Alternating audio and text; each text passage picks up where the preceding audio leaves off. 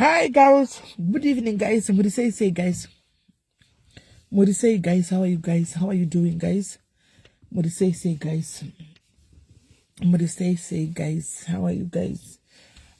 Kushika ukupa kubasa.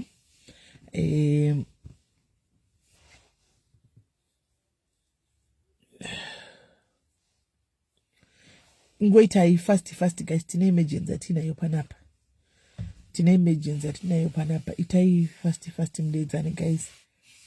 Tine mningina mwana wedu panapa diaris. Tungoti mningina kwa ndiri mwana wepa diaris akidnapwa. Saka amen. Patinge tichitaura nyaya idzi meme chititi kuvhundusirai motya tovhundusikwa tosovhunduka totya but munenge muchingoda kunzi just be very careful tichinofamba sei. Aitandi munin'ina wangu, how are you? Thank you.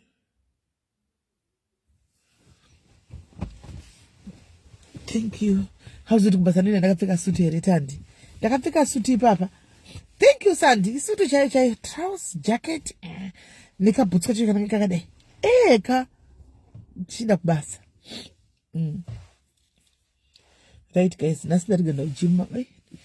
Let's go and ma isa gym atichadi kuita take every day ka gym. Takunda takura saka zvichafana nepapa taiti daily gym daily ndichitoita kana katupa so chito inonzi body yoyo unozongonzwa kuti nyama hadzichadi dzakubvuma. Bvuma wachembera, bvuma waunyana, bvuma wachembera enguva yakareba. Right guys, murisei guys, time chitega wame guys, time chitega wame. Kwa makachena nasi Annabel ungachendera nini Annabel wangu, ungachendera nini Annabel, ungachendera nini ini chae Annabel. Ngoti handichatori mapicture because hakuna notora mapicture mune munhu anenge asipari kuti business yake plus kune kusina zuva haribudi picture yacho saka hatina dhete nemapicture andiwana anziboburuka iwe but uchena chacho chako totoseka zvedu vanhu vange vachitaura nabhishi vaida tine muchimboziva kuti macloset dakamira seika musingatotauri. Right. Thank you Helen. Thank you. Hey, thank you guys. Thank you. Ndakumaunza compliment kuti makachena gore ripi ndiri kuSA. Kumazana unochena uchindepi ndiko wangu pfeka mabhijama. Unopfeka uchindepi? Unochena uchinde. Hapana. Chinochena kwana ndadzoka kuAfrica. Ndaenda kunyatsochena. Yes, ndizandoda kuchechi. Tukwenda apo ndinatsa kutonga mapicture. Zvaizvozvi takata kubuda muline. Right guys. Asi kubasa kwedu guys kubasa kwedu vese vanoti this one she's always posing then ndichitongoluka luka kubasa mugariro ndichitongoda nditore mapicture chete. I don't take pictures chete, ndina nontora plus weather saka amumbooni but kubasa kwedu antoziya antokuudza kuti this one they will tell you. Right, thank you my shanti. Right guys, maswera sei guys. Mazuva wizwa kusimbisa ndamaona zvangu ndikuzviona okay ndikuzviona zvangu zvavari kuita. Hi Tembi. Right, so pane nyaya ipi yaitika panapa guys. Ndichibuda mwana yanisendera message kuma 6 dzekunoku akati simeli agent ndikumbura kuti fonere ndikati andikwanise kubata call ndiri kubasa.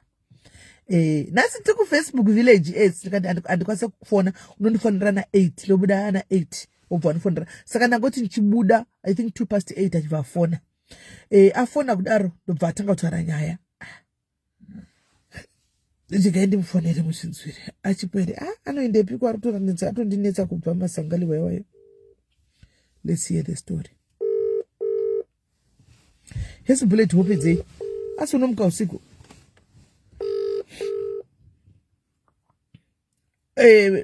ndio namba the other one number iri unayo. Right, so ndabaya life panapa because we keep this life also as evidence. So guys, this is what we are going to do. We want to try and call kidnapper akabata mning'ina wedu animaona to try and negotiate ndotarudei because pari kubuda mastatement akasiyana panapa. Atotanga mastatement. Anyway, chimbovaudza what really transpired. Mukomana yanga akakarambwa nditi Boy ex-boyfriend. then munhu akati kuramba aingoramba achingoramba achiramba kwake izvezvi zvekuti haundirambe haundisii. Then this last month yatapa akatoenomba kwake akasvika akavahodha hostage iye nemwana akavasunga akavhara dhoo atora mari akati hapana kubuda mumba munomu anoda zvitu kana muraita sei muchaita makagara imomo hapana ari kubuda. Kuzosvika iye akabatwa nehopa yake then mwana abva atora foni yaye pafonera vanogarisana kuti huyai kumba mumba munomu takaita sei takabatwa napisi. Then baba vauya vakasvika vakamutora vavamuita sei vavamutombomurova community vote murova vakati hauiti izvozvo zvaunoita.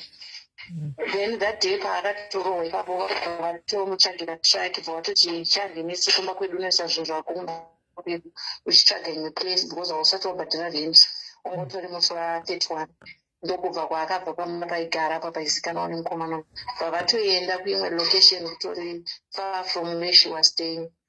Saka apa pesa apa paaitongomusei vamamesishu ndiregere tichienderakidze kwaunogara uye akati I don't have anything to do with you takatosiyana kudhara. So nezuro ndopaibuda nezuro achienda out. I don't know if this guy was talking him kana kuti chii. Akatondifonera akati ndikubuda but kuma9 akazotanga kunifonera kuma9 kuma10 but paifona isataura vandatongoti pamwe handisi kuziva vandatanga musendera kuwhatsapp ndikati wasvika here are you okay haana kupindura mameseji azomapindura nhasi makuseni akati ma1 pakaipa ndo mameseji aangopindura from there haanozomboya online.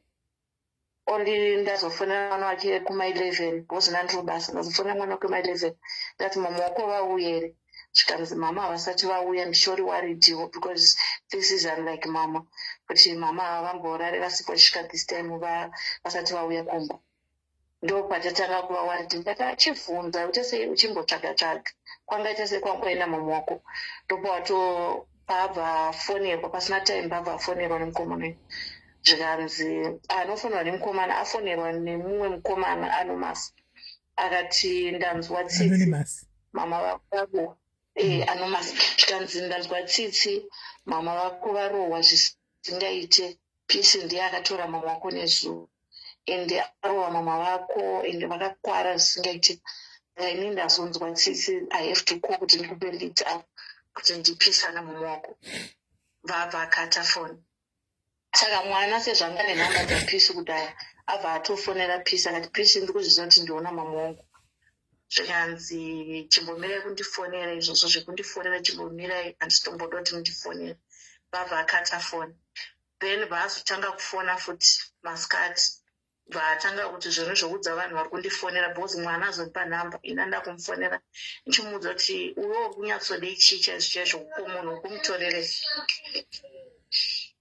Saka iye manje ndopanga kuudza mwana achiti usape vanhu nhamba dzangu ngavasandifonere vanhu ivavo. Saka izvozvi manhera naye abva afonera mwana wacho kuma6 zvikanzi mama wako vasvika here vabva kunoku vanga kuda kunwa mushonga wekuzviuraya vabva kunoku hamenoti vari kupi. Then few minutes again paafonera mwana zvikanzi abva pana paanwa stay soft ende abuda pana pasiya gauni ranga akapfeka asiya mufoni yake asiya bhutsu dzake. Saka inini handina. Then inini ndabva ndatune mwana ndakumufonera again. So pana mufonera ini ndamubvunza ndati uri kunyatsodei chii zvikanzi igirlfriend yangu yanga ndivhizitira yatobuda even maneighbors atomuona achibuda saka zvamuri kutaura handisi kuzviziva. So nyaya dzake it's not adding up. Of which mwana anongoziva kuti mukomana anogara mustreet here vambotraya kuenda pamba pavaigara paanoziva kuti panogara anko vake vakanobvunza kuti ukumbira mutirakidze kumba kunogara pisi varamba vanhu vacho vakati isati dupinda nyaya dzevanhu. shit. Saka ndimukona nyaya iripo guys. Musikana ko iwewe gauni musikana paibuda usiku aende pine gauni.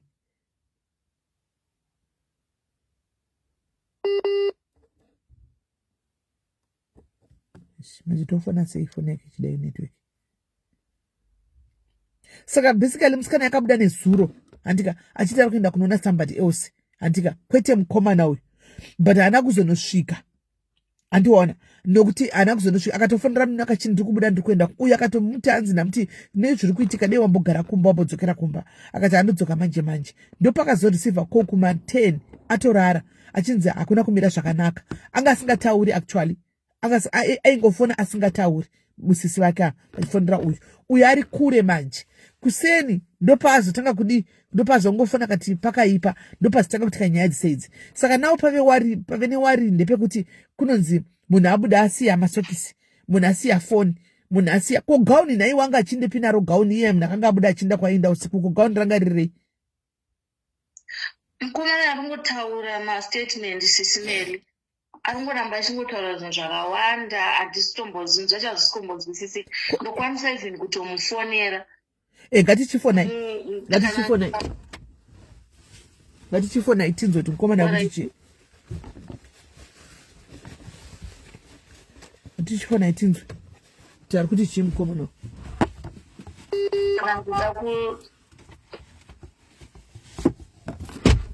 mukomana wemuzulu guys mukomana wemuzulu mukomana uyu muzulu asi muzimbabweni muzulu unoona network yekudai so bosi chakunetsa ari kuramba chinja mastatements anomaona apa kuti abuda anomaona apa makumba ana kuna munhu apa kuti asiya fona the statements ndodza kuti warisa I hope foni yako wakamira pane network bosi kuti achitiza network ndoda kukona yainotonetsa network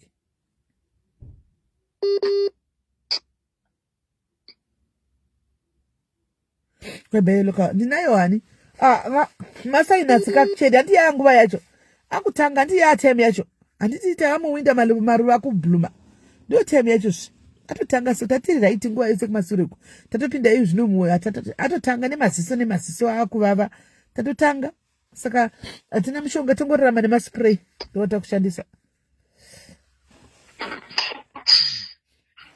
ndakufona sisi connecta panomira because fana kwekuti achitiza network iyi ndaconnecta kudata mazisa wifi chifona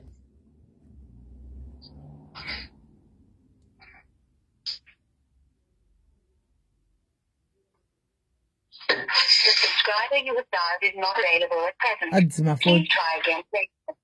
The subscriber you have dialed is not available at present. Please try again later. The subscriber you have dialed is not... adzima phone. Ndandifonera mwana. Fonera mwana. Mufonera mwana I hope mwana achataura tachangosvika. Fona tinzwa.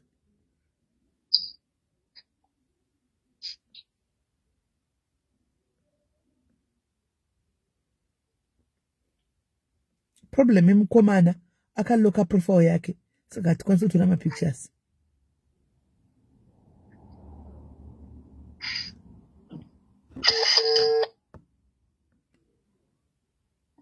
You have reached the voicemail right service of 0.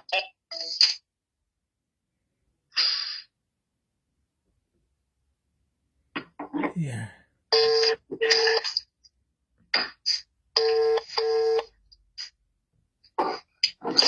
Tadi? Yeah. Are you okay? And in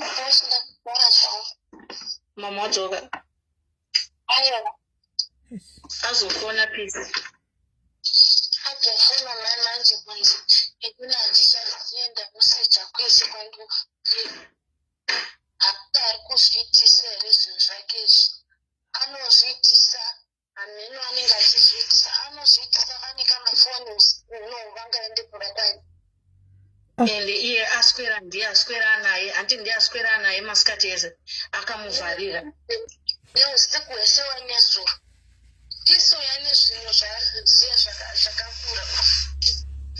because sei azotanga kufona iye akutanga kuti he angachida unwa mushonga anwa stay soft abuda asina hembe hatisi kutobatana nyaya dzacho manane 18 right. Saka watati chii mwanangu, watati kudini Tadi ndiri palive nasismele watati chii naitadi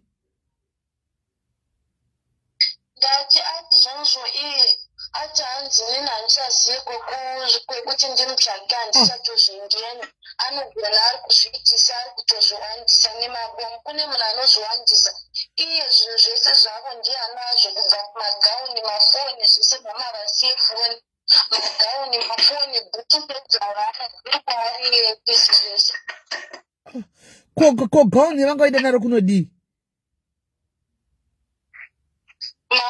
gauni vakanga vabuda naro vakaripfeka vachindepi naro vabuda vakapfeka gauni here kana kuti anga akapfeka hembe vanga vakapfeka gauni nemakijama mukati vachiindepi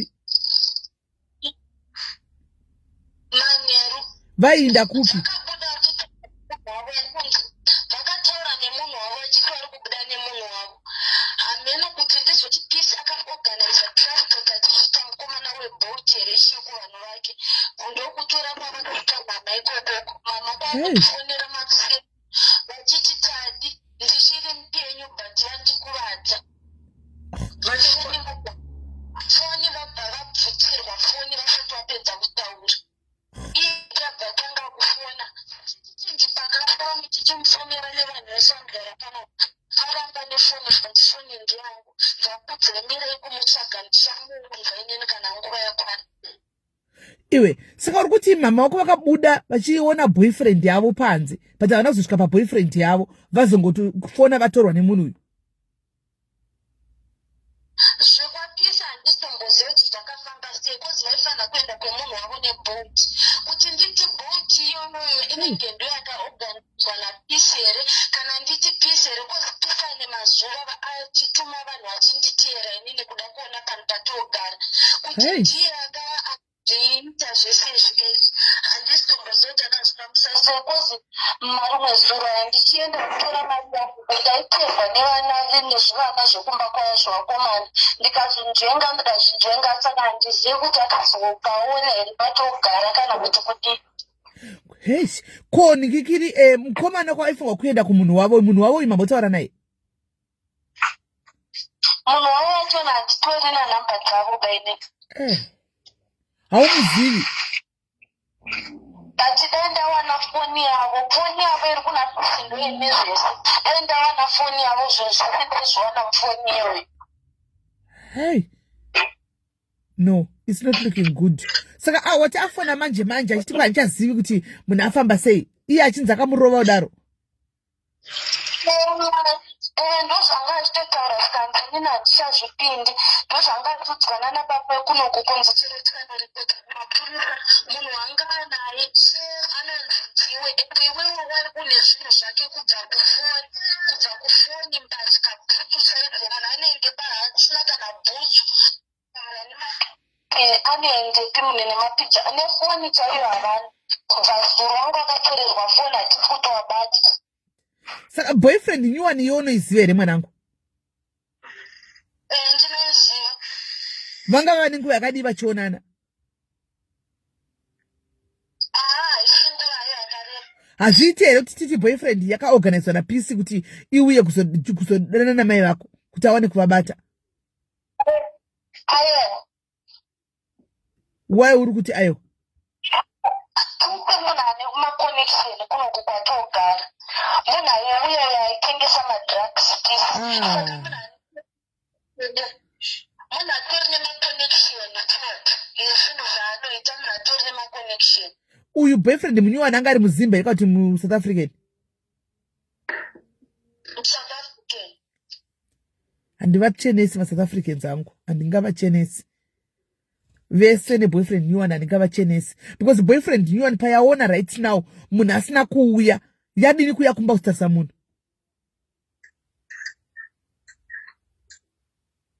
kumba hakuzivi kuzasi takambosvika kunoku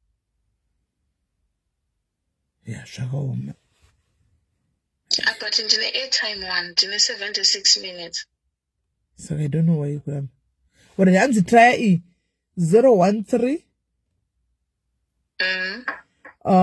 655 655. yes 5052.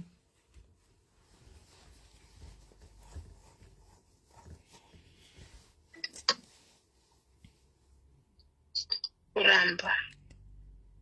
And the 112 donate all emergency. Try 112 of it. Please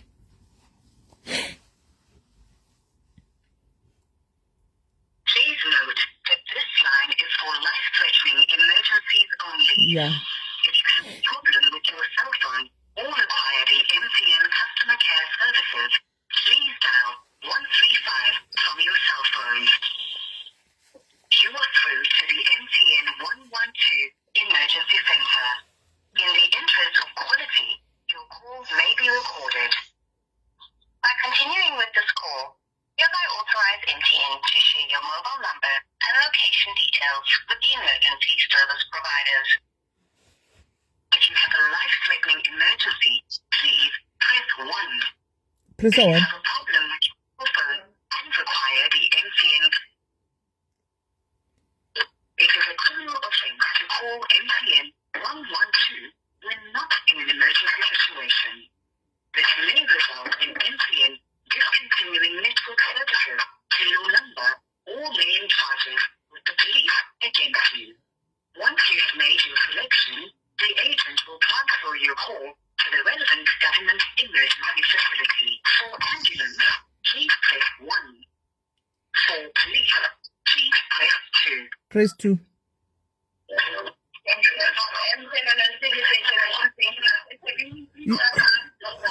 Hello, good evening. Can you please have Witbank police station?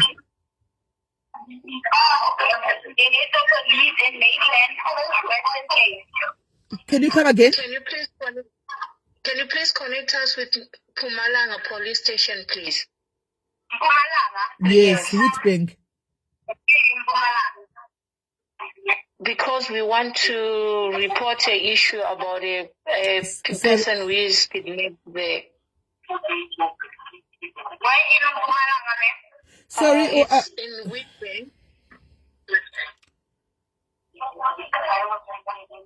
Let me search for it, please hold. Okay. I'm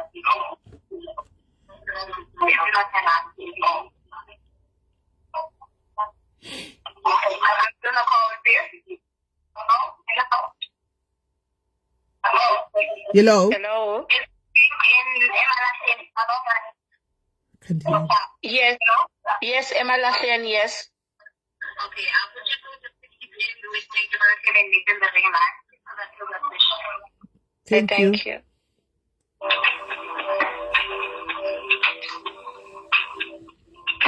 If not available at the moment. The number did not go through and they're only using one number. Which other police can I call for you? Lenview police station. Okay. Is that in Gumala? Yes, Lenview, yes. It's a Lenview police station. Let me search for it. It's not appearing. Let me check. Let me search. You said Lenview. Yes. Lenview is not appearing there. It's LYNEVILLE.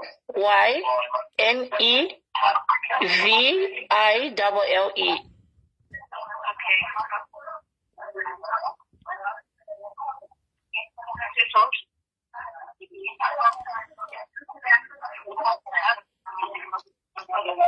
It's not showing. Sure. Okay. Is there other police you can add to that call that is around Mpumalanga which can help us? I see Bosman, Dai, Ogis, Mahamba, Middleburg. Maybe you can just connect us with one of those. Maybe they can help us since it will be close to where we are calling from. Which one, ma'am? I think Nesprint, maybe you can put Nesprint, I think so. Yeah, I see like all diet, Susie, Bahamba, Bosman, all these little bags. Sissy, Hello. sorry, Sissy. Honestly, we don't really know the place. So I don't know if you can help us to just connect us to one of the surrounding areas, please. You need to tell me, ma'am, because I can't just connect you. Middleburg. Can we have Middleburg, please? Maybe you can try Middleburg, please.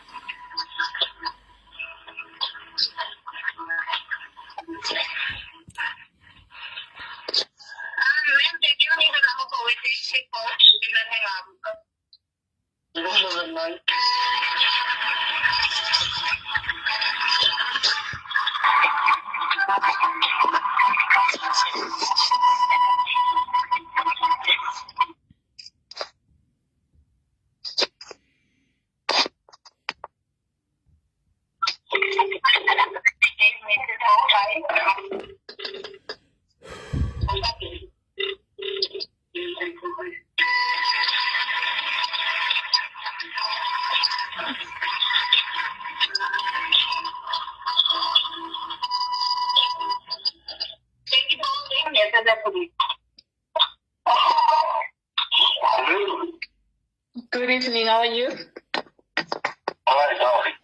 I'm good, thank you. So I'm calling from Cape Town. I've got my sister who is kidnapped in Mpumalanga. Yes. Yes, I've got a sister who is kidnapped in Mpumalanga. She left home yesterday around 8, and the boyfriend has been calling us, the boyfriend who is holding her. So she's been calling us, he has been calling us, and now he's calling us asking if she's home, yet she was the one who was with her and she's not home. It's more than 24 hours now.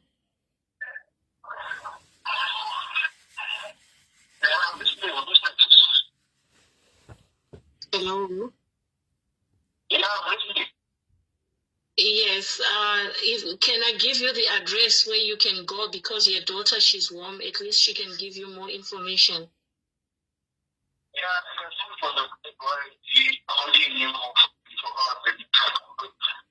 Hello?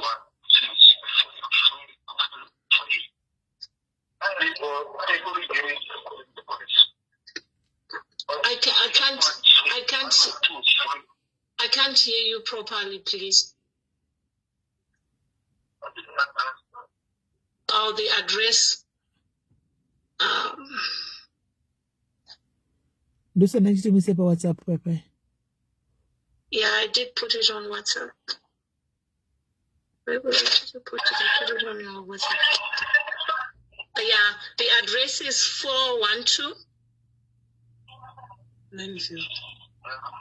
It's 412. 90.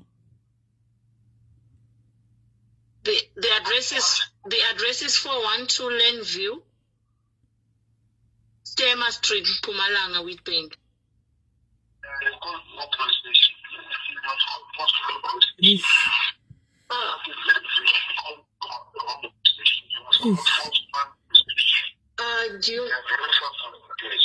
Yes, we were connected to you. Can you please help us to connect to the other police station because we don't have Ndakukanganisa zvaari kutaura. 112. Sorry, say I can't really hear you. You're breaking down.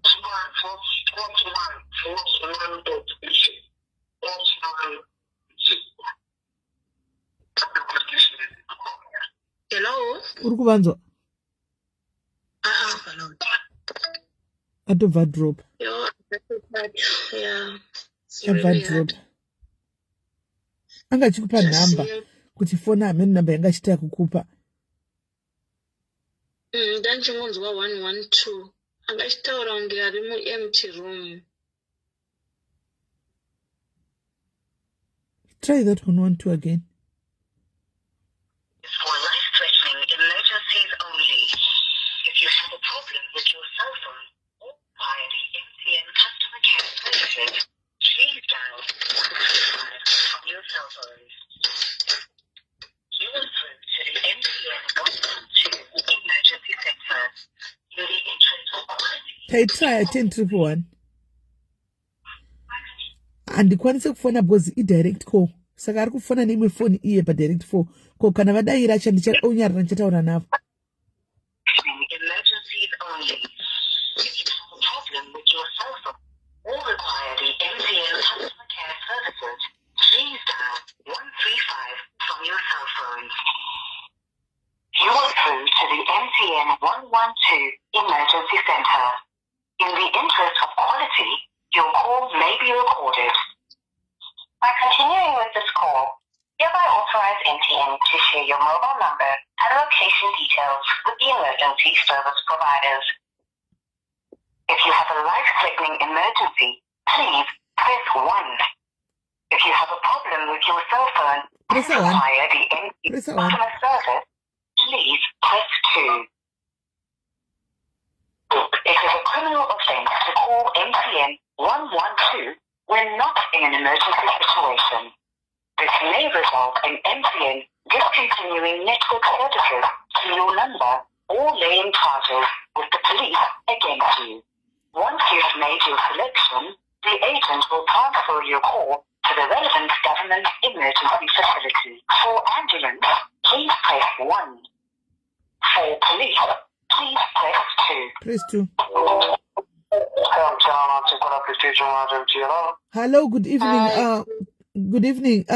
Please, can we have an emergency here? Can you please transfer us to Mpumalanga, any Mpumalanga police station? Any Mpumalanga police station? Yes, please. What do you mean any Mpumalanga police station? We've got a situation right now in Mpumalanga. So we have tried to call earlier on, and we tried to be connected at Linvu police station, but apparently the operator said it's not coming out on the system. So we're now trying any police station so that they can help us with the situation on the ground. Okay, please hold on. Go to General Springs, okay? Okay, holding. Please hold on. I'm going to push you through to General Springs. I'm going to give you another name. Hold on till they answer. Holding, thank you.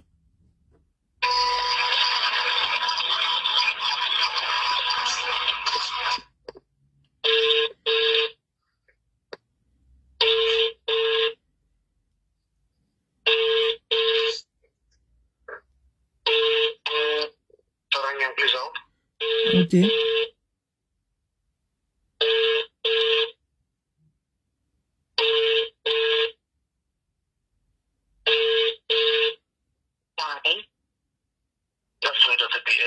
Good morning or good afternoon or good day. We currently not off or in the meeting. Please phone us again. Thank you. Is now available. Okay, that's number 3. Okay, you can try as well the one that is called Forceman Police Station.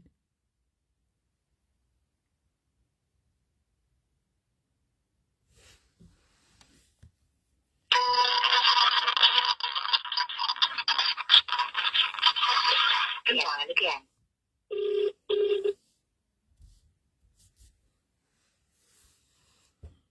The number is not 3, ma'am. They just Yeah, we're seeing that. Can we try the one that is Vosman police station? Sorry? Vosman police station. If you've got a police station called the Vosman police station. Also, Yes. I'm going to push it. All right, thank you. Holding.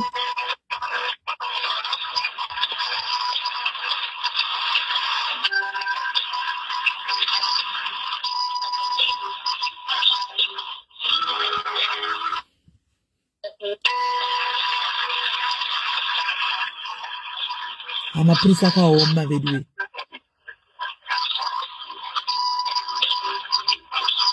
Usiku uno.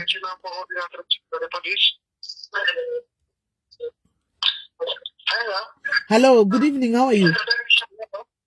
Hello, good evening, how are you? Ngiyaphila sisi, sicela incedo laphana. Kukhona usisi wethu mina ngiyafona I'm calling from UK. Sinosisi wethu dadewethu bambambe umkhunzi, bamkidnappile, i-ex-boyfriend yamkidnappa lapho eMpumalanga. Sicela incedo.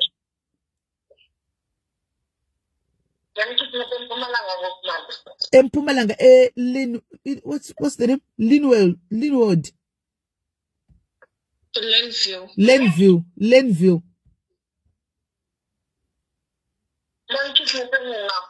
Elenville. Uhambe izolo ebusuku, uphume izolo ebusuku ethi yeah, uphume izolo ebusuku efuna ukuhlangana i-boyfriend yakhe, and apparently maphuma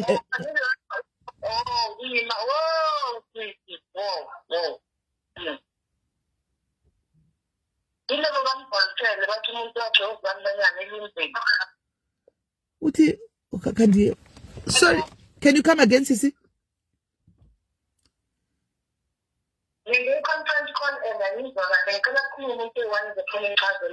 All right. Udadewethu lo waphuma endlini yakhe ezolo ebusuku, waphuma ngaphandle wathi uyohlangana i-boyfriend yakhe, ungena e-taxi. Ulinda.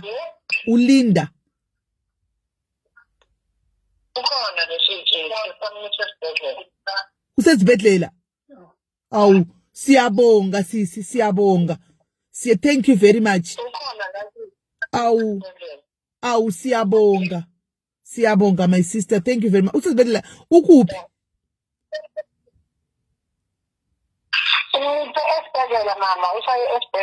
Awu, siyabonga my sister, thank you very much. God bless you. Thank you. Right, you can drop. No, atoti ho because anzwa nyaya tataura kuti kidnapping. So obviously vanga vane case ye kidnapping. So hanzi tamuendesa kuchipatara. Ani muri kuona? Hanzi tamuendesa kuchipatara. Obviously chipatara chacho i1 chiri koko. Ndosakati mirai mukutaura mese taurai 11 because yanga chitaura indi chitaura. Taurai 11. Saka pazita panga dangoti Linda abvati tinaye aenda kuchipatara. Tinotenda Mwari vedu we imi. Thank you very much. Aripi mwana? Ari kuchipatara. Saka mkomano isi asati abatwa mkomano. Aiwa, chaitika ndechekuti musikana vanotanga vaita kunotanga kwaendeswa munhu kuchipatara. Kwaendeswa munhu kuchipatara achazolidha mapirisa kune munhu wake. Right now havangatangine kunobata munhu kamunhu ari pacritical. Handiona kuti munhu atendeswa kuchipatara. Oh, sis, thank you so much. Anze ari kuchipatara. Chipatara chavo Mpumalanga inzvimbo idiki. Vanotoziva chipatara chavo. Zvakafanana nekuresen ukanzi kuchipatara toziva kuti waenda kujob chimangani. Animaona. So ari kuchipatara. So andizina kuti ndena akaenda kuhospital because haana phone. This is why asina phone, asina kufonera mwana. Animaona. All right, sis. Rurama kana pane information chero sensitive mapurisa akuudze pa phone zvokuti dai mazofunza kuti ari safe kana kudini kana vatendisa munhu kuchipatara kuri kuti munhu mupenyu andika zvimwe zvese havakuudze pa phone. The police that not work like that. They will not tell if there's anything chiri wrong kana kudini. Dai panga pane munhu atofa ingadai vatotaura kuti uyai ku police station. Vari kuti munhu tamuendesa kuchipatara. That's how the police works. All right, sis. Saka imini makwenda ku Witbank General Hospital right now. Ndiko kwaanenge ari chita umhanya muende mozotudza mwana andisi this time is late now. Mangwana makuse mwana womuka kananga kuchipatara onobvunza. Oenda kuchipatara onobvunza. All right. tafara nyangwe nesu unoziya tafara zvokuti mwana akateerera mwana tamudropa akapa ipapo mudzose timudze timai vake nokuti mudzose azive timai vake varipo. Okay. Hanzi newana big denda enda. It's okay Lorraine. Timu Mpumalanga will go. But angaende usiku unachana mangwana.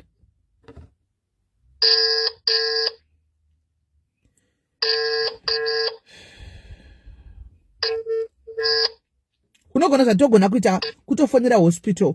Togona tofonera chipatara. Tinzo condition yake kuti arisei. Tadi mama wako anzi vari kuchipatara. Nzoendeswa nemapurisa kuchipatara. Anzi vayakwara? Hapana chati atitanzwa yeti tangonzi vari kuchipatara which means vakakwara. Anzwa nani? Nemapurisa. Sisimeli vatibatsira kufonera mapurisa ekuWitbank tazotaura nawo. Mama mataura nawo? Andinotaura nawo. Takufona kuchipatara. Vapenyu tadiwa, it's okay. Anzi vari kuchipatara chipi chacho? Anzi vari kuchipatara, chipatara chiri koko ndechipi? General Hospital. Ndokwavari ikoko. Ichocho.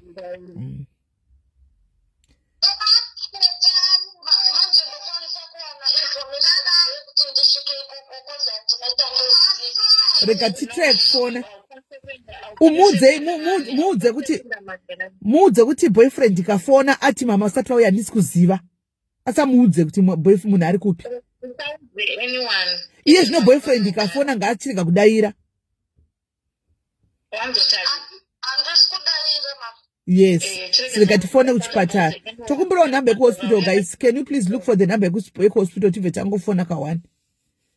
Tive tanzwa kuchipatara kwacho kuti zvakamira sei.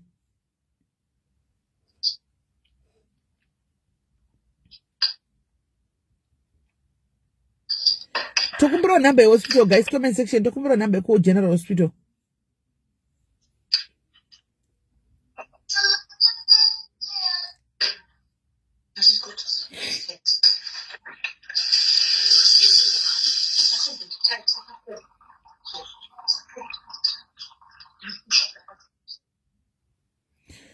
Guys, tokumbirawo anenge awana number yekuhospital ka anenge awana number yekuhospital tokumbirawo number yekuhospital kuMpumalanga General Hospital.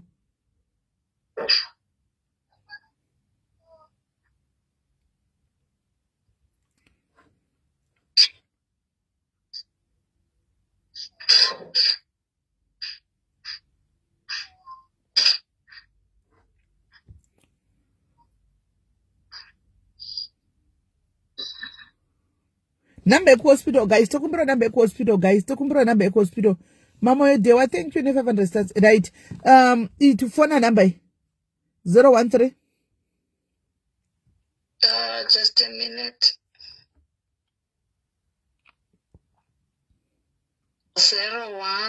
3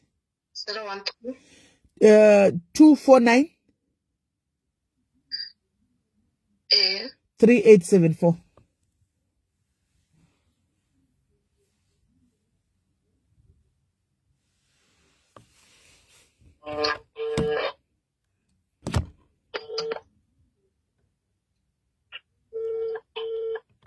Volume.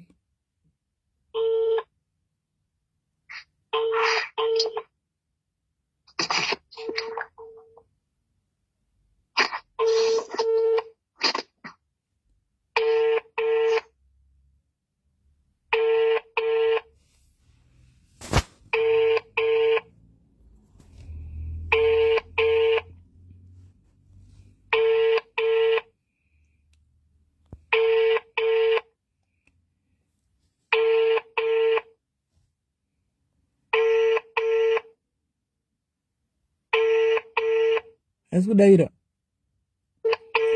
Drop out for the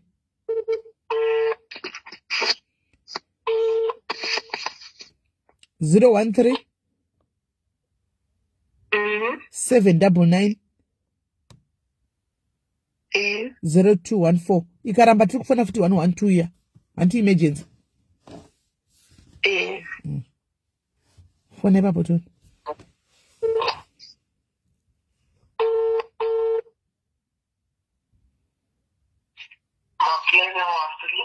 Hi, good evening. Can you please have emergency, please? Hold it.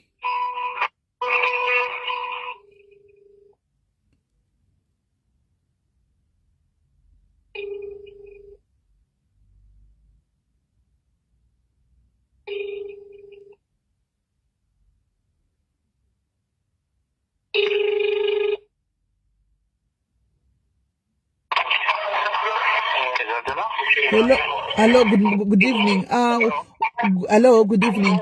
Good evening. Sorry, we're confirming if there is a lady by the name Linda Shupi who has been brought by the police to the hospital.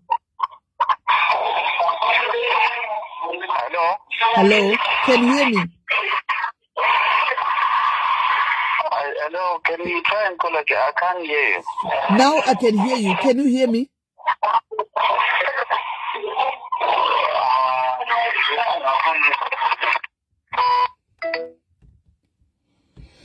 Abadropa. Try to call again. Let's call again. Ananzani sene mananzani kazvia? Mutizwa, all right. Hande, that's funny.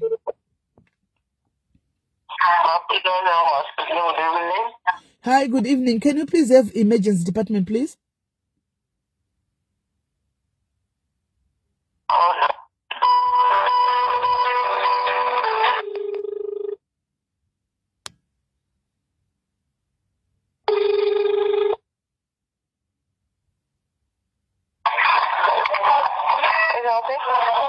Hi, good evening. I would like to confirm if you've got a patient that was brought earlier on by the name of Linda Shupi Mutizwa. They are dropping. Aisikuzwika. Kune noise kwavari. Aisikutonzwika. Right. But the thing is like network network yeko kumpumalanga. Network yekumpumalanga. Ndio ikutodaro. Andiko mukose tangufona zvakanaka. Network yekumpumalanga. Manje toita sei? Yeah. Try one more time. Ikaramba tomorrow morning unatoko mukachendako. Anzilede. Kutaura kwangu kana kwake zvakasiyana naifarira imchange. Zvakasiyana ini kutaura iye kutaura. What's the difference? Because network ndio iri kunetsa. What's the difference? Hello, good evening. Can you please have the emergency department, please?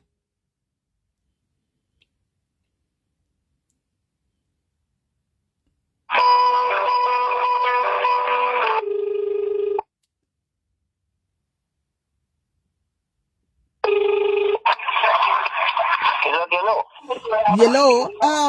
Good evening. We asking if you have a lady that was brought earlier on by the name Linda Shupi Mutizwa. By the name of? Linda Shupi Mutizwa. No. We called the police earlier on and they said they dropped her at the hospital. What? We called the police and the police told us that they dropped her at the hospital. No, we don't have a person by that name in the hospital. Linda Shupi. Can you please transfer? Can you please transfer me to the reception, please? Can you what? Reception. No, reception. Tell you to forget reception.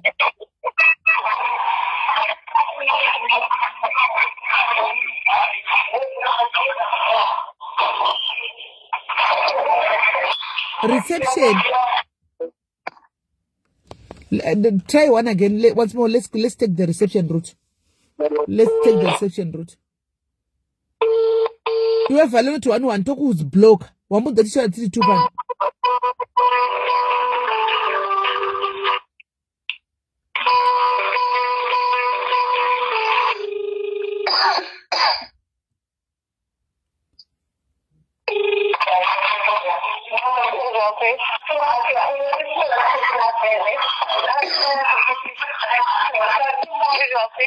Hi, good evening. Can you please have the reception, please?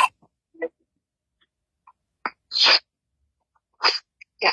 Tell you reception. Huh?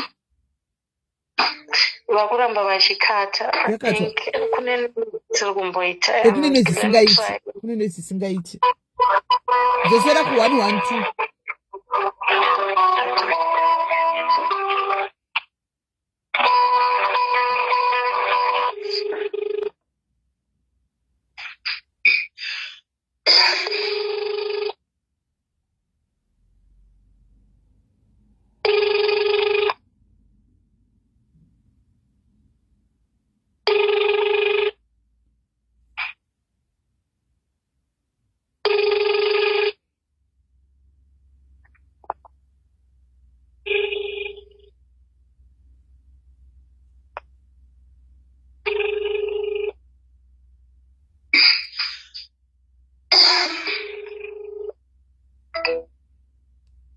Maskudaira reception yacho. Itanga try 112. This line is for life-threatening emergencies only. If you have a problem with your cell phone or require the MTN customer care services, please dial 135 from your cell phone. You are through to the MTN 112 Emergency Center. In the interest of quality, your call may be recorded. By continuing with this call, hereby authorize MTN to share your mobile number and location details with the emergency service providers. If you have a life-threatening emergency, if you have a problem with your cell phone and require the MTN customer service, please press 2. Customer service. It is a criminal offense to call MTN 112 when not in an emergency situation. This may result in MTN discontinuing network access to your number or laying charges with the police against you. Once you have made your selection, the agent will transfer your call to the relevant government emergency facility. For ambulance, please press 1. For police, please press 2. For other emergencies, such as traffic, sea rescue, and fire, please press 3. Apana hospital pa 3 up. Pangonzanzi, if you have images of fire and what, let me press 3. Hello, good evening. Can you please have the hospital, please? The Mpumalanga General Hospital.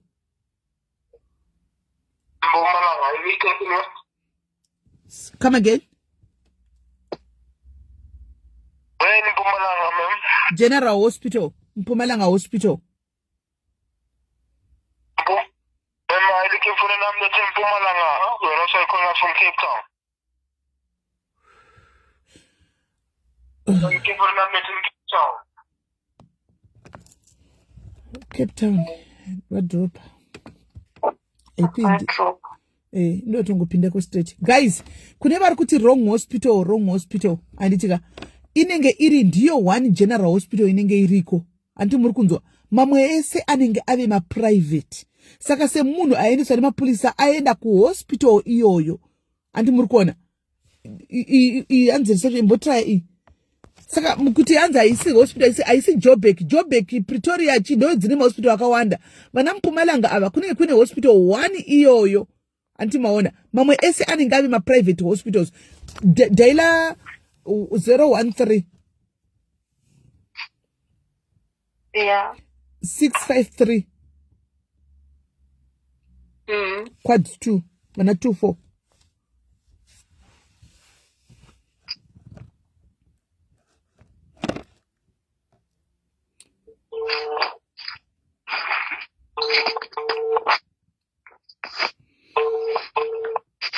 Which bank here? Which bank hospital?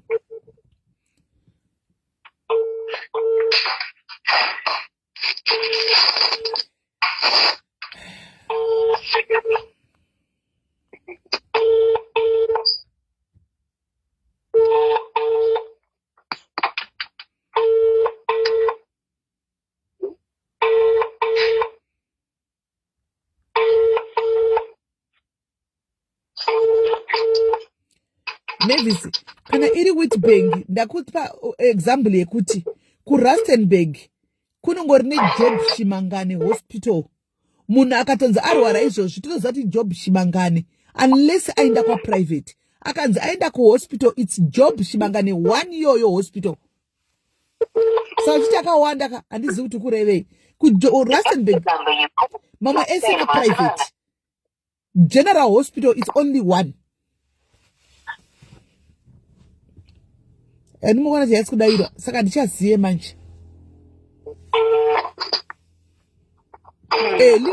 Linda Shupi Mtizo, phone try koko phone. Try phone koko. Okay. 011 manje Jobek Jane. 011 is Johannesburg.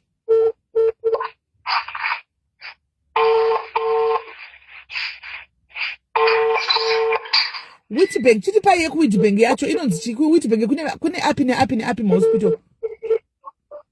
Kune api ku Witbank.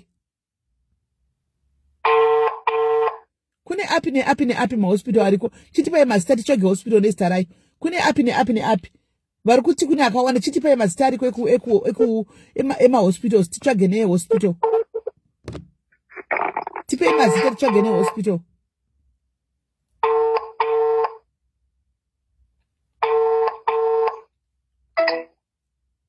Asikudaira. Vari ku Witbank chiti pa mazita ema hospitals acho akawanda ariko Witbank yacho. Tati Witbank handitika chiti pa mazita acho eku Witbank tifone titeedze ne hospital tipe mazita e4 hospitals dzacho dziriko.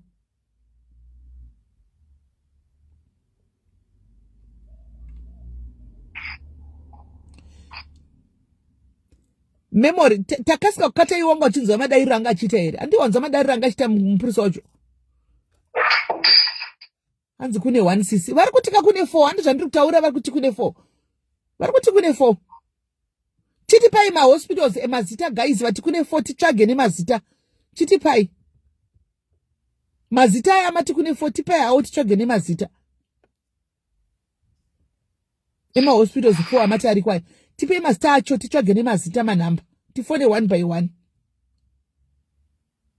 Hanzi kune 1. Ndozvandiri kuzama kuvaudza kuti kune 1 hospital inenge iriko. Mamwe anenge ari ma private. Vari kuita naro. Kune 1 inenge iri hospital ye government inoenda munhu wese arohwa anonga akuvara adini. Ukaona wakuendeswa sezvaita uyu kesi yake, it's obvious hospital, general hospital. Then kana ari munhu ane medical aid nemari yake ndiye anoenda ku private.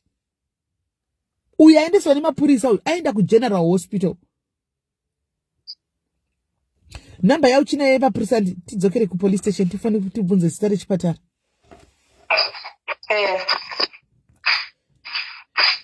Zvakangofanana kukonje Mastere Hospital. It's one hospital, guys. Naruzeza munotitisa so. It's one hospital, guys. It's one hospital. Kunenge kune one hospital. Azvitomborina need kusara chizokodza kufona kana kudi. It's just one hospital, guys. One hospital. Saka chero kufona ka atotaura izvo because atoziva kuti kune one hospital. Hakuna imwe because kana atoendeswa nemapurisa aendeswa ku public hospital, obvious. Handiendeswa nemapurisa. Anenge aendeswa ku one public hospital yoyo. Imi manje munenge makuda kuti confuse pano. Mupurisa anenge achitoziva kuti aenda ndiko ku hospital kwatotaura koko one yoyo. Hapana chekukonfirma ndiyo one yoyo hospital yoyo atoenda. Hapana kana chekutombokonfirma. Atori ku Witbank police station hospital ndoko atori koko. Hakuna imwe hospital. Ndo hospital hombe inoendeswa munhu wese anongwa nepolisi.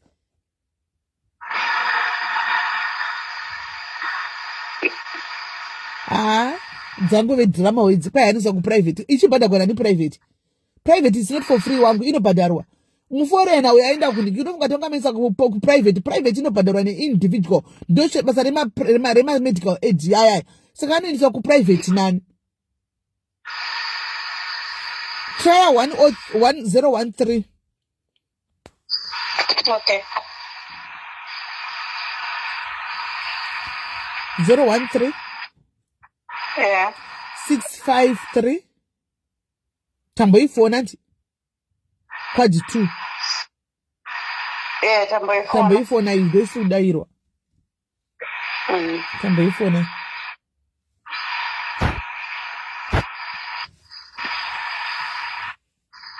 tamboifona. You know what, ne? The only thing chatinotoita kumira mangwana makuseni, and then the child makuseni omuka achienda kuhospital, general hospital. Okay, sis. Cherry, information iyoyo kutoti taendesa munhu kuchipatara, that's information yavanotokupa mapurisa South Africa. Vanotokupa. Ende kana matotasa mukomana uya yaka, mukadzi vadairira aitaka, munhu anenge atonzwa netoni kuti maZimbabwe, maforeigners aya, hanimaona.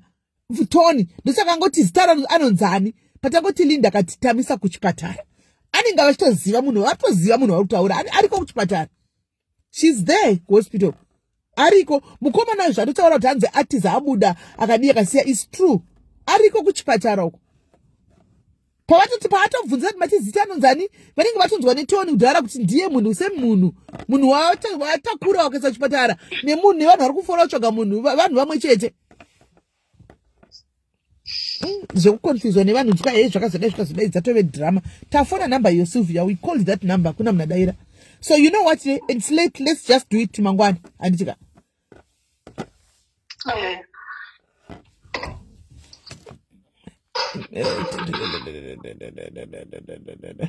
Manamba mazhinji atapiwa patafona manamba apa.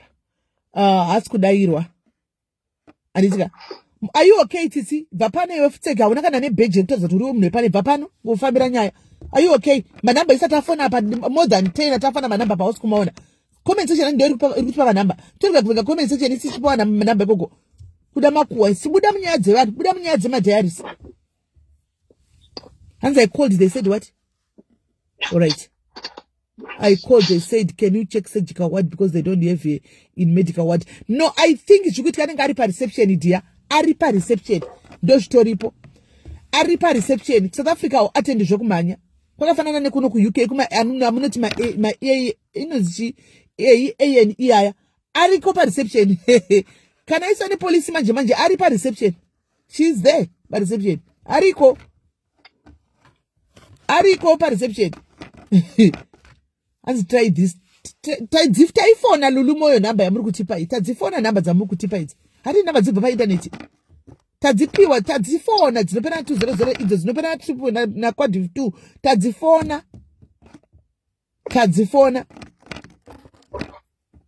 Tadzifona guys. Ariko pa reception. Sezvinoita ENE kuno ndozvo ku South Africa uko. Au attend zvekumhanya. A&E iyoyo. Au attend zvekumhanya ku South Africa, especially kana uri foreigner tsipazivano unopagara 24 hours wakamira. Ipapo vasati vakuatenda.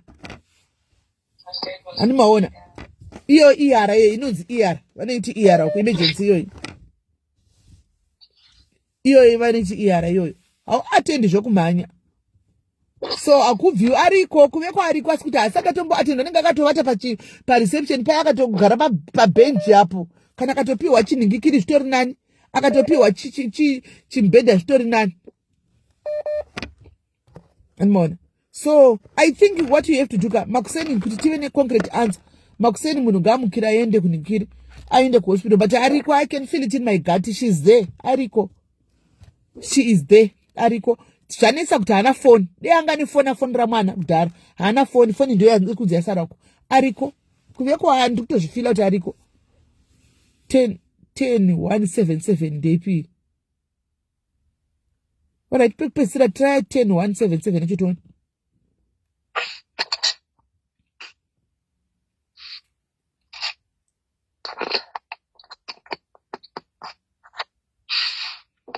If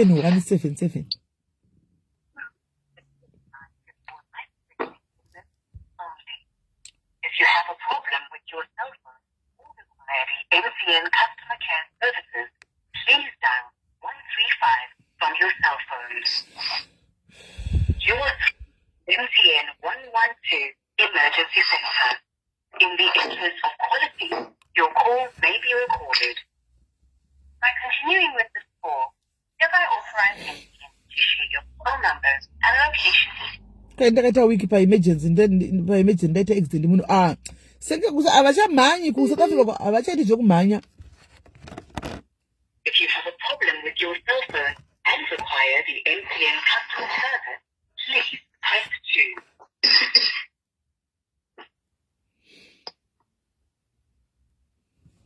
It is a criminal offense to call MTN 112. Hanzi ambulance dia dropa ako. Takutoka ngacha ni comment section panapa. Dropa zvako. Takupuwa number ima ambulance. Dropa. I think mwananga mke makusena ende hospital. She's 18, she can go hospital. Anditika. And then let's communicate. Anditi. Hapana ere mwana alipana kwa sawa kuna ni mwana mangu na makusena. My neighbors are Mazulu kamba panigare. Yes. Then we ask them. Anditika na uchikwanza unika mari vaisire e-wallet kutava quiz. Vainde nai. Right, sis. Vaisire e-wallet makuseni omukane maneighbor wenda uchipata. Then please tipe feedback. Right, alright, sure. So guys, let's wait for tomorrow. Ariko, I'm sure Ariko, I can feel it. Ariko kuchipatara ikoko. Anmona, ane akuvara chete ariko kuchipatara. Let's wait and see mangwana. Aende kuchipatara, ndivanotarisa. Then because zatove nguva iku Africa ichoshi. Zatove 10 kudoku, that means ku Africa dzave 11. Anmona. So it's late. Let's wait kusvika mangwana chona. Tione kuti zvakamira sei but atine zvatingataura right now. Iko zvino achiri pa reception chaiko. Ndo pa story papo. Achiri pa reception. Ndosananda kuda kuenda the fire reception way. Anmona. But anyway, it's fine. We wait mangwana makuseni nchamukira makuseni ndomufonera ucho. Anmona. Ndomufonera zvakare kuti tifone zvakare tione kuti tipushe tione kuti kwainda munhu. Chiunzo kuti zvakamira sei. Anzi sisimeli can I call the was very business. Thank you Tiger Lion. Thank you. Wafona zveshua. Wafona zvemashua ere Tiger Lion. Uya kuti anzi ndafona chipatara vari kuti vari busy naye. Ishua anenge ari ikoko antoita atendekwa ku reception ikoko. Wafona zveshua ere Tiger Lion.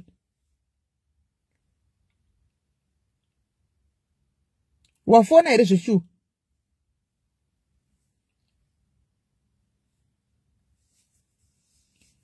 Takamirira komenda Tiger Lion. Wafona ere Tiger Lion. Taifona namba ya muri kutipa tablet. Mamusipo tafona namba dzese idzo.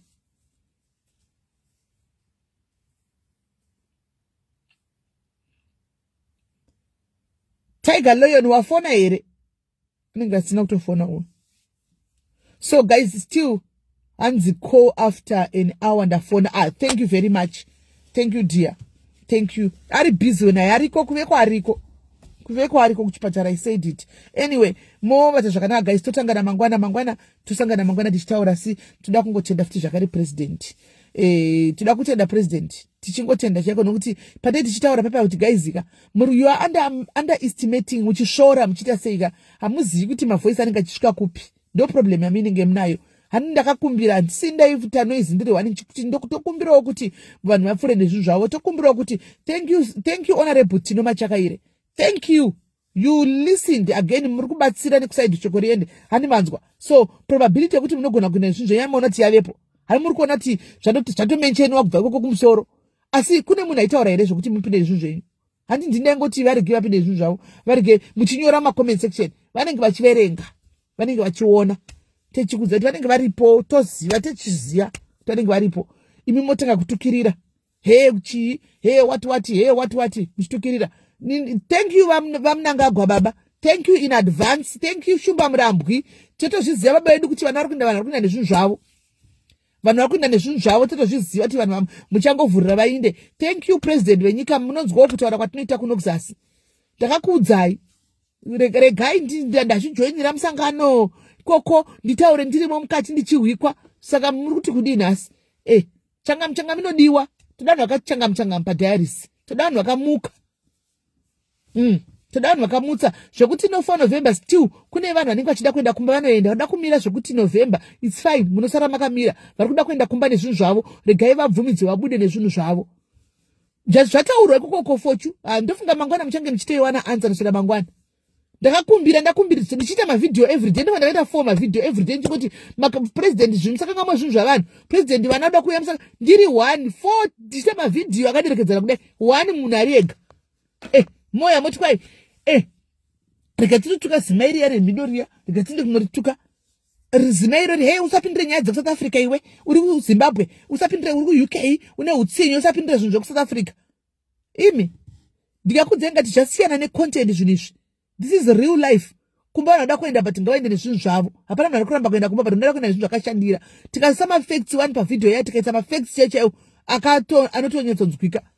munenge muchiona gwada kungotuka chete, but musingatozivi kuti ini voice rangu rinoteererwa, musingatozivi kuti voice vangu vakanyarira munyaya yemabhazi ngakanyarira kuti zvamunoziva ipi vavakanyarira kuti zi tikati ko makanyarira sei imi vamwe vachita handisi ndakayangaita live ndikati munonyarira sei vamwe munyika dzekutora vanhu vavo Zimbabwe you are quiet hamuna kuona vanhu vakaitigwa live vakaita live musea kunonzi kuyuku kwakainda uya representative kuti bhazi ravo ratoveko vari kuti mangwana vari kusimuka handika ku Springs bhazi ravo rasumuka nhasi katiri kusumuka mangwana futi makuseni handimaona tedi chitotaura me muchisvora but tedi chitonzwikwa and hauna chekuti kwanzi unodeclare unona zvinhu zvako handimaona kana waenda hauchadeclare zvinhu zvako returning resident yako chiro sina mapane unoenda nezvinhu zvako ndoya tikumbira muvavhurire amnesty chira mukati 2 weeks achipinda nezvinhu zvavo mozovhara yenyu asi ndinenge ndichitira imi ndiri ku-UK kwacho kwamaiti usataure nyaya dzapindire asi ndiri kuitira imi handiko zvino makwenda nezvinhu zvenyu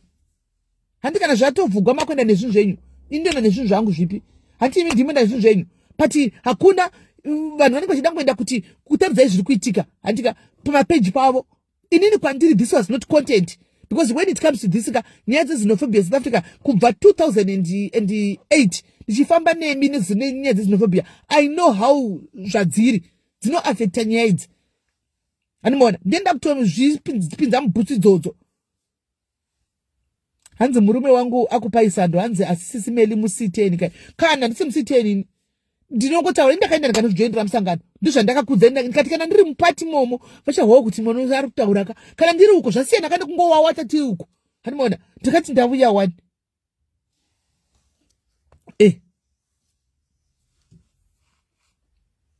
aiwa ndikutaura chokwadi munyaradzi ndozvavanenge vachitaura ndozvavanenge vachitaura zimaire rwino iri zimairire kudai ndozvavanenge vachitaura handiwana but vachituka kudaro inenge ndichitoitirai vanhu vari kokusouth Africa kuti zvinhu zvacho zvite zvifambe zvakanaka kana vachida kuenda vaende nezvinhu zvavo handika zvinhu zvifambe negwara but as usual they don't see chinhu chakanaka vanongotuka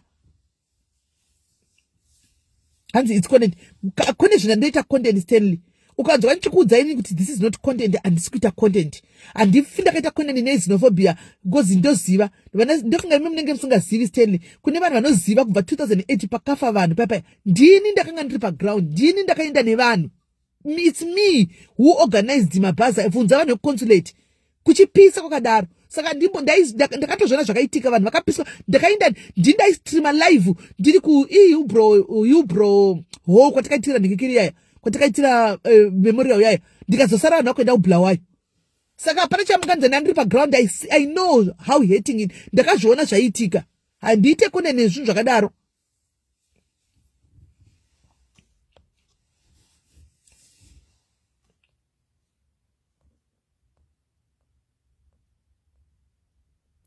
Alright, Stanley, kana kune vamwe vaunoziva it's fine. Kana kune vamwe vaunoziva vaita malive zvandaita ini ndichita mavideo hobo andaita every day it's fine. Zvakangonaka. Chikuru makuenda nezvinhu zvenyu ndo zviri important. Ini ndangotaura on behalf of me kana kwa kune vamwewo ini handisivi. Ini ndongoziva kuti pano ndo pandaingotaurawo handina munhu ndichitotaura kuti masocialites ndibatsireiwo inda makanyarara because ndandisina mbona munhu akadaira. Saka iwe kana wakavaona it's okay my brother. That's fine if it will make you be happy. Kuti kune vakawanda still zvakangonakazve handiti mission accomplished chero daitaita 10 mission accomplished ka vanhu voenda nezvinhu zvavo ndozvakati chingoda vanhu vanopokutangira zvotodenda ndirini government chakutaura kutaura chokwadika vanhu ava ndaivagamuchira zvakanaka ndovachekera chipiece of land kuti vashande vagone kuvaka animaona kutaura chokwadi anza remember munemo mesi kutaura chokwadi denda ndirini government asi kuti chikamu chechipiri chocho zvazvino regai timbotenda government kuti iitire vanhu zvakanaka vanhu vakwanise kudini vakwanise kunzi vapinde zvinhu zvavo kana vapinda tochitaka kupushe kuti kochivapai kape kuti vakwanise kugara chivapeiwo kana muprice chaivo vachekerei mastendi vava chavaka vavake vaite kana zvima2 rooms zvavo vagare tinongotaura isu tiri kunoko hadzisi 2 rooms dzangu dzinenge dziri dzako iwe muSouth Africa hadzisi dzangu ini saka pamwe pamba kuti hapana nidi kutuka zvichiita play kungondisapota muri kumashure muchindibatsira kuchite kuti anoisa icho muchindisapota zvinogona kungoendwa kana zvaramba kana zvaendwa chete handimaona kana zvaramba kana zvaenda but zvapanguva ino kazhinji taura chokwadika zviri kungoendwa wani tiri kungoona zvichiendwa wani zviri kuendwa anzi hakuna kana vanhu havasi kuziva vanhu vakatomboti content ndikati guys this is not content man vanhu vahwisisi but anyway zvatopera chatiri kuda vanhu ngavaende kana zvaizogona vanhu ngavapiwe pekuvaka chete ngavapiwe pekuvaka pasingazopaswi vanhu vapiwe pekuvakwa kana pekuisa zvima2 kana zvima200 square meters cheko kuti vakwanise kutanga upenyu hwavo because vadzoka kumba tibatsira nekuvaka nyika handimona vadzoka kumba but that one is a push for vanhu ngavambotanga vapinda nezvinhu zvavo guys tosangana mangwana nditika musongo ari kuvava tosangana mangwana muve neusiku hwakanaka anditika musangana mangwana ngatipushei narrative agenda iko zvino vanhu ngavamboenda nezvinhu zvavo kana vaenda nezvinhu zvavo maenda nezvinhu zvenyu kudzimba uko torai mukana uyu guys kana maisa zvinhu zvenyu kumba chero uchida kuzodzokera endesa zvinhu zvako kumba tora mukana uendese zvako kumba unodzoka kugara mu1 room munenge une mubhedha chete nepushitray yekubikira zvinhu zvako mukana uyu waendesa kumba kana waenda kumba iwe maenda kumba manzi zvavhugwa topusha agenda nema200 square meters topusha agenda nokuti madzoka kumba your life was cut short topusha agenda kuti vanhu vapiwe Zimbabwe ine land mupiwa land vochekera vanhu kana land dzimwe nyika dzinozviita nyika yedu ine land vanhu Tanzania kuzviita vanozviita just the right push in the right direction zvinoita the right push in the right direction zvinoita hakuna chisingaiti you'll be shocked pane vana vakavari papa pane vana vakawanda varipo so guys muve neusiku hwakanaka bye bye.